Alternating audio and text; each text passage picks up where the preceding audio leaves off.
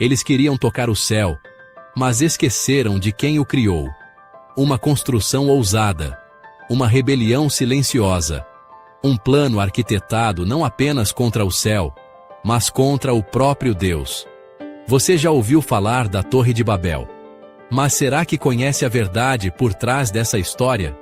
O que levou uma geração inteira a desafiar o Criador? E o que isso revela sobre nós? Hoje, prepare-se para descobrir o que realmente aconteceu no maior projeto de orgulho humano da história. Para repovoar a terra desolada, da qual tão recentemente havia o dilúvio varrido a corrupção moral, Deus tinha preservado apenas uma família, a casa de Noé, a quem ele declarou: te hei visto justo diante de mim nesta geração. Gênesis 7:1. Contudo, nos 3 filhos de Noé, rapidamente se desenvolveu a mesma grande distinção que se via no mundo anterior ao dilúvio. Em Sem, Cão e Jafé, que seriam os fundadores do gênero humano, estava prefigurado o caráter de sua posteridade.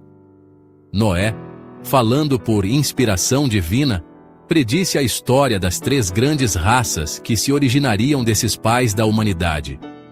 Seguindo a linhagem de Cão, por meio do filho em vez de o pai, declarou ele: maldito seja Canaã, servo do servo seja aos seus irmãos. Gênesis 9:25. O atentado aos sentimentos de afeição natural por parte de Cão declarou que a reverência filial muito tempo antes havia sido repelida de sua alma, e revelou a impiedade e vileza de seu caráter. Estas más características perpetuaram-se em Canaã, e sua posteridade, cujo delito, continuado, atraiu-lhes os juízos de Deus. Do outro lado, a reverência de Sem e Jafé por seu pai, e assim, pelos estatutos divinos, prometia um futuro mais brilhante aos seus descendentes. Com relação a esses filhos foi declarado: bendito seja o Senhor Deus de Sem, e seja-lhe Canaã por servo. Alargue Deus a Jafé, e habite nas tendas de Sem, e seja-lhe Canaã por servo. Gênesis 9:26, 27. A linhagem de Sem deveria ser a do povo escolhido, do concerto de Deus, do Redentor prometido. Jeová era o Deus de Sem. Dele devia descender Abraão, e o povo de Israel, por intermédio do qual Cristo devia vir. Bem-aventurado é o povo cujo Deus é o Senhor. Salmos 144:15. E Jafé, habite nas tendas de Sem. Das bênçãos do Evangelho, os descendentes de Jafé deveriam especialmente participar. A posteridade de Canaã desceu às mais degradantes formas de paganismo. Posto que a maldição profética os condenasse à escravidão, esta condenação foi retida durante séculos. Deus suportou sua impiedade e corrupção, até que eles passaram os limites da longanimidade divina. Então foram despojados, e se tornaram escravos dos descendentes de Sem e Jafé. A profecia de Noé não foi uma manifestação arbitrária de ira, ou uma declaração de favor. Ela não fixou o caráter e destino de seus filhos, mas mostrou qual seria o resultado da conduta de vida que cada um havia escolhido, e o caráter que tinham desenvolvido. Era uma expressão do propósito de Deus para com eles e sua posteridade, em vista de seu próprio caráter e conduta.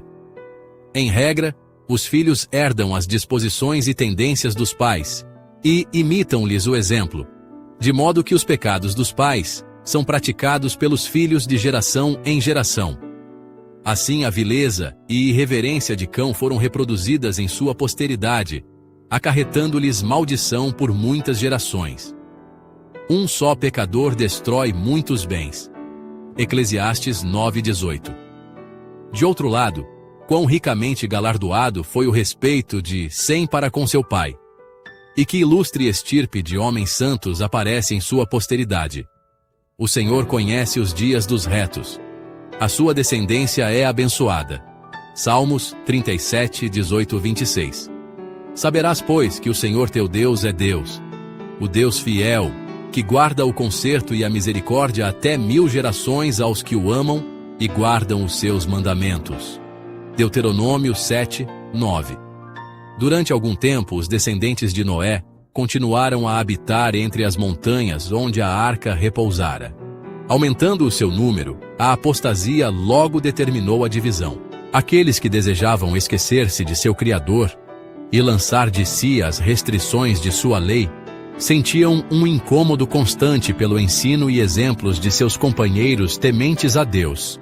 E depois de algum tempo resolveram separar-se dos adoradores de Deus. Portanto, viajaram para a planície de Sinear, nas margens do rio Eufrates. Eram atraídos pela beleza do local e fertilidade do solo, e nesta planície decidiram-se a fazer sua morada.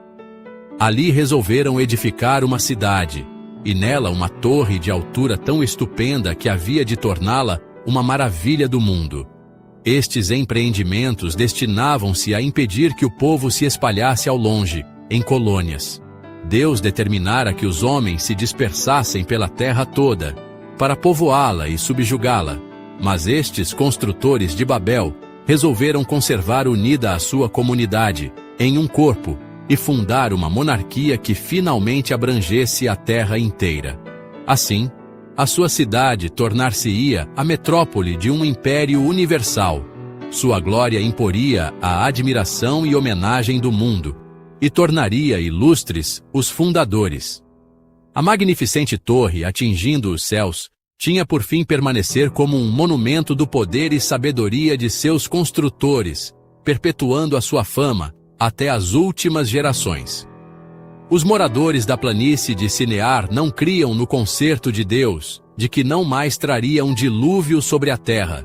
Muitos deles negavam a existência de Deus e atribuíam o dilúvio à operação de causas naturais.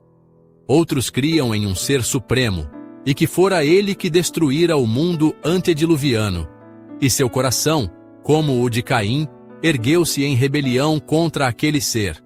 Um objetivo que tinham na construção da torre era garantir sua segurança em caso de outro dilúvio, elevando a construção a uma altura muito maior do que a que foi atingida pelas águas do dilúvio.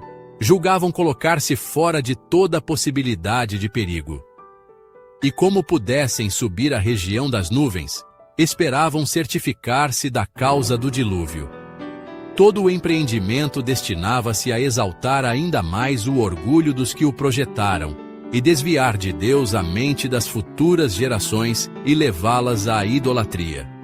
Quando a torre se completara parcialmente, parte dela foi ocupada como habitação de seus construtores. Outros compartimentos, esplendidamente aparelhados e ornamentados, eram dedicados a seus ídolos.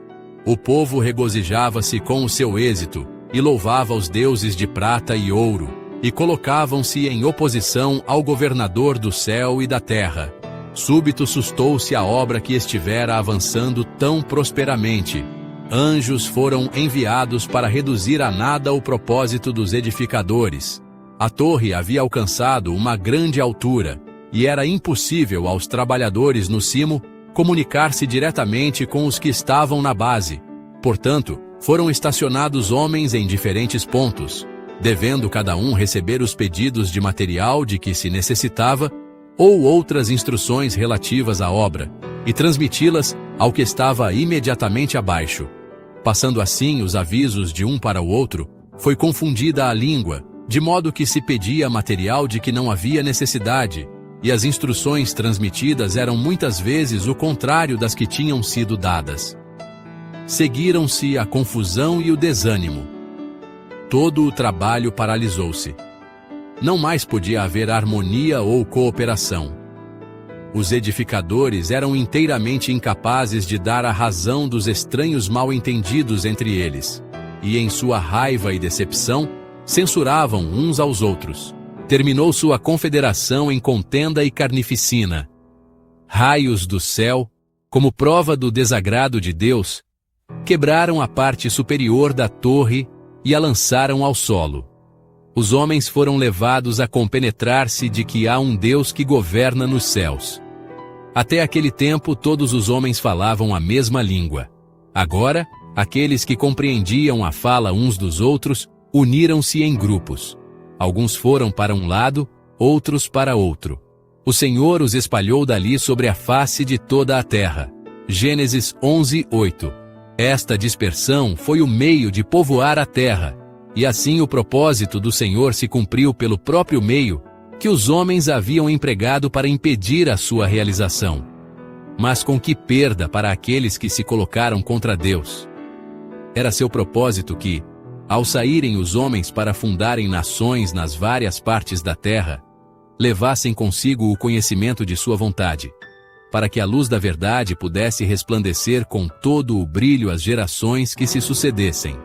Noé, o fiel pregador da justiça, viveu 350 anos depois do dilúvio, e 500 anos, e assim seus descendentes tiveram oportunidade de familiarizar-se com os mandos de Deus e a história de seu trato para com os pais. Estavam, porém, indispostos a ouvir estas verdades, que lhes desagradavam. Não tinham o desejo de conservar a Deus em seu conhecimento, e pela confusão das línguas, ficaram em grande medida excluídos do intercâmbio com aqueles que lhes poderiam proporcionar luz. Os edificadores de Babel tinham alimentado o espírito de murmuração contra Deus. Em vez de se lembrarem com gratidão de sua misericórdia para com Adão e de seu gracioso concerto com Noé, queixaram-se de sua severidade ao expulsar do Éden o primeiro par e destruir o mundo por um dilúvio. Entretanto, enquanto murmuravam contra Deus, como sendo arbitrário e severo, estavam a aceitar o governo do mais cruel dos tiranos. Satanás estava procurando levar o desdém às ofertas sacrificais que prefiguravam a morte de Cristo. E, obscurecendo-se a mente do povo pela idolatria, ele os levou a falsificar essas ofertas e a sacrificar seus próprios filhos sobre os altares de seus deuses.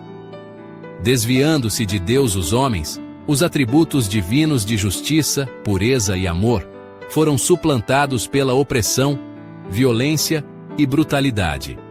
Os homens de Babel tinham se decidido a estabelecer um governo que fosse independente de Deus. Alguns houve entre eles, entretanto, que temiam ao Senhor, mas tinham sido enganados pelas pretensões dos ímpios e arrastados aos seus desígnios.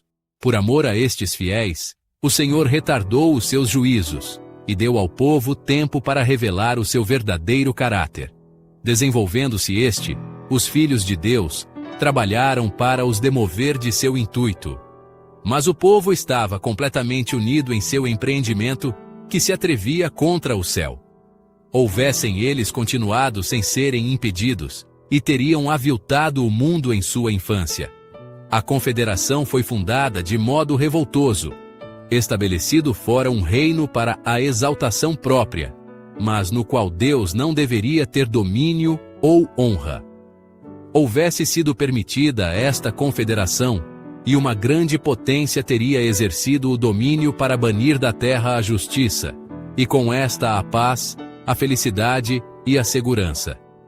Os homens estavam a esforçar-se por substituir os estatutos divinos, que são justos, santos e bons, Romanos 7:12, por leis que conviessem aos intuitos de seu coração egoísta e cruel.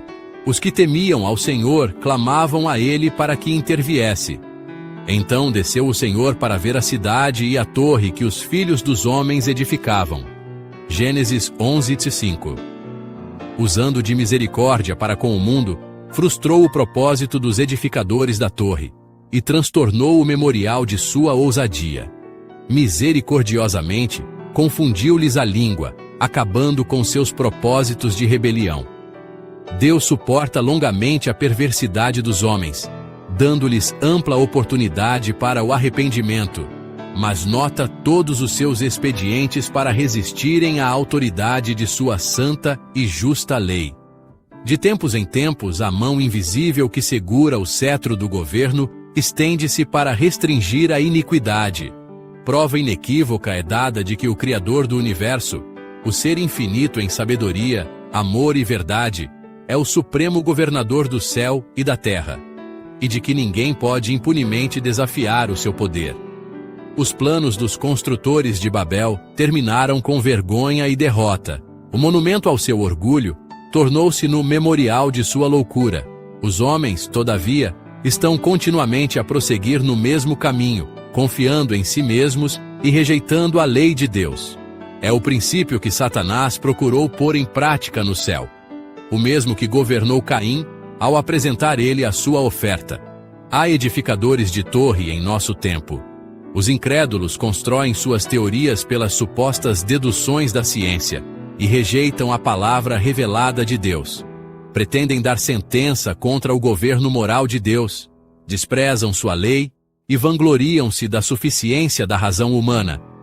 Então, visto como se não executa logo o juízo sobre a má obra, por isso, o coração dos filhos dos homens está inteiramente disposto para praticar o mal. Eclesiastes 8:11.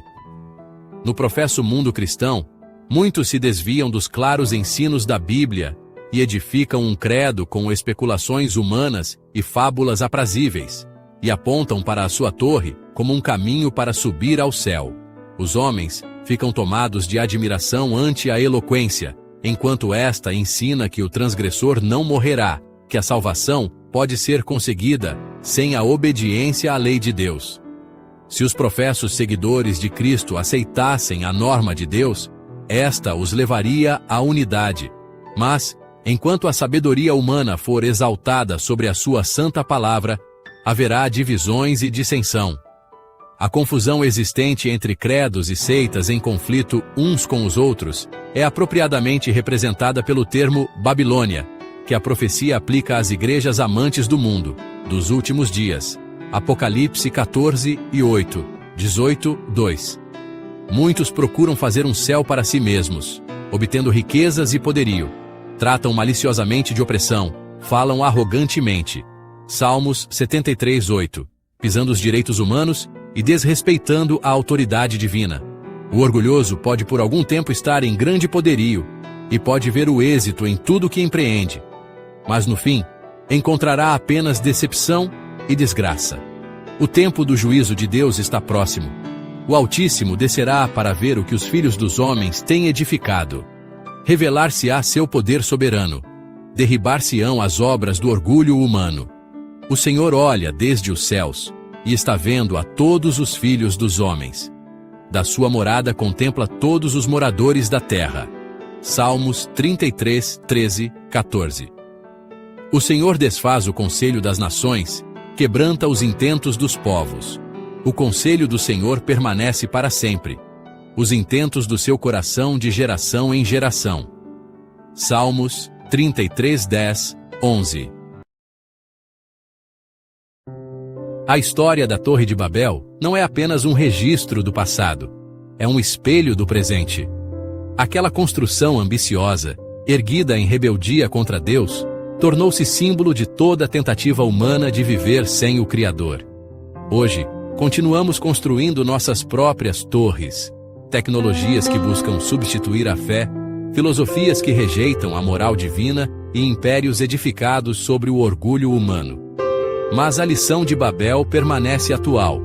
Deus resiste aos soberbos, mas dá graça aos humildes. Tiago 4:6. A confusão das línguas foi um ato de misericórdia, um freio para impedir que a humanidade se autodestruísse em sua arrogância. E assim como então, Deus continua nos dando uma escolha: união em Cristo ou divisão em Babilônia. Enquanto o mundo corre atrás de glórias passageiras, Jesus nos convida a um alicerce eterno. Ninguém pode colocar outro fundamento, além do que já está posto, que é Jesus Cristo. 1 Coríntios 3:11.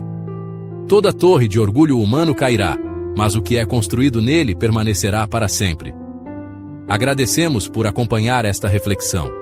Se você foi impactado por esta mensagem, não deixe de compartilhar com alguém que precisa ouvir essa verdade. E se ainda não se inscreveu em nosso canal, clique agora e ative o sininho para não perder os próximos conteúdos.